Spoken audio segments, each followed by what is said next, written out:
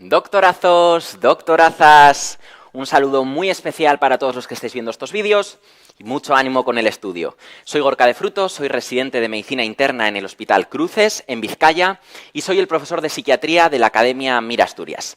Espero que estos conceptos claves de psiquiatría sean de ayuda en tu preparación, ya sea durante la carrera o durante la preparación MIR, y que os queden bien grabados a fuego para que luego lo bordéis a la hora de hacer las preguntas test de vuestros simulacros y de vuestro examen. En este apartado vamos a repasar algunos conceptos claves de la esquizofrenia, sobre todo incidiremos en la clínica y en los factores pronósticos, porque lo suelen preguntar mucho. Bueno, pues vamos allá. ¿Qué eran los trastornos psicóticos? Pues van a ser trastornos donde aparecen síntomas psicóticos como delirios o alucinaciones, y estos síntomas van a ser lo más característico de la enfermedad. Hay diferentes trastornos clasificados en este grupo, pero la esquizofrenia, que es lo que vamos a ver, es el principal de ellos.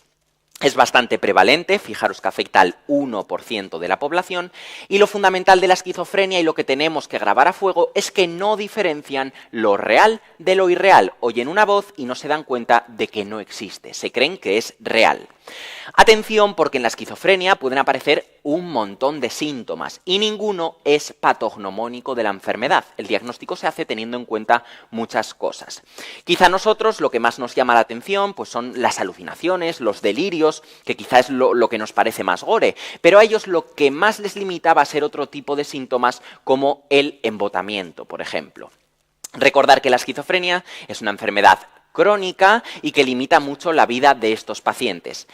¿Cuándo aparece la esquizofrenia? En este caso nos comportamos diferente los hombres y las mujeres. Los hombres brotamos antes, ¿vale? Y las mujeres brotamos un poquito más tarde. Y luego hay un grupo de personas que todavía debuta más tardíamente, que serían estos grises de aquí, ¿vale? Los hombres brotamos antes, las mujeres brotan más tarde, en torno a los 30 años. Entonces, que sepáis que cuando empiezas muy pronto o muy tarde, va a ser de peor pronóstico. Por lo tanto, los hombres que brotamos antes tenemos peor pronóstico.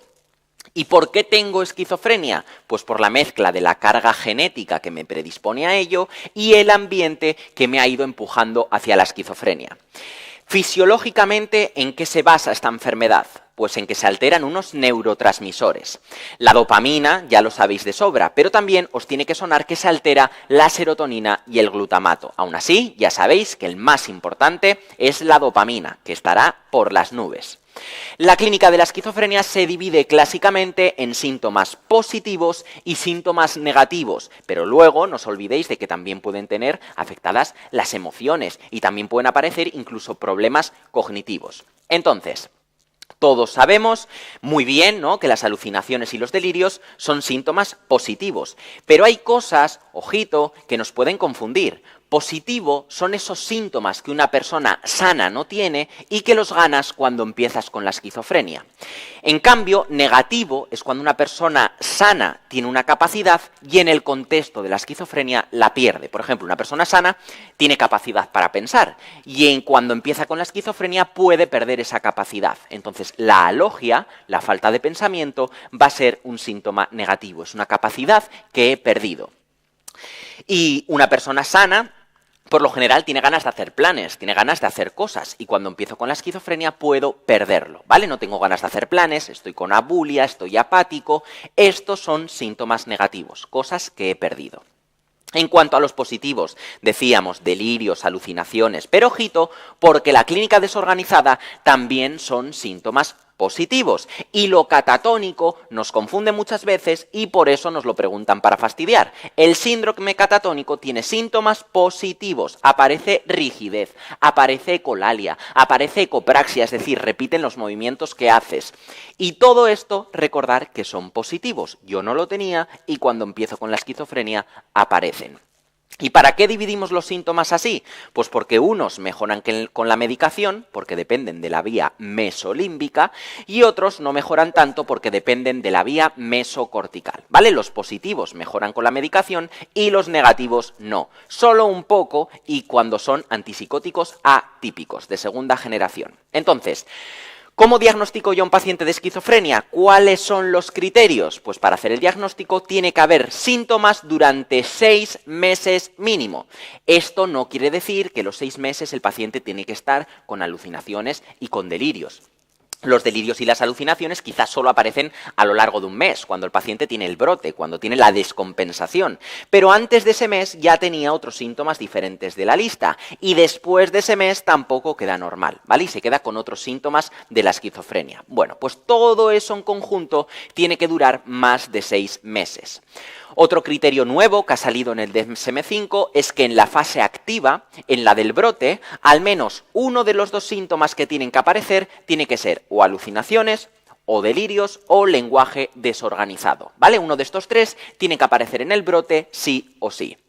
Y luego, recordar que además de tener estos síntomas y de cumplir el criterio de tiempo, tiene que provocarle una disfunción social y laboral importante y hay que descartar que el cuadro sea debido a otra enfermedad o al consumo de tóxicos.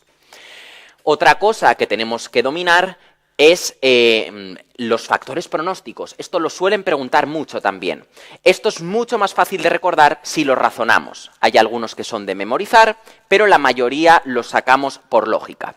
En la parte de la izquierda tenéis los factores propios del paciente que son de mal pronóstico, ¿vale? Lo que ya tenía antes de la enfermedad.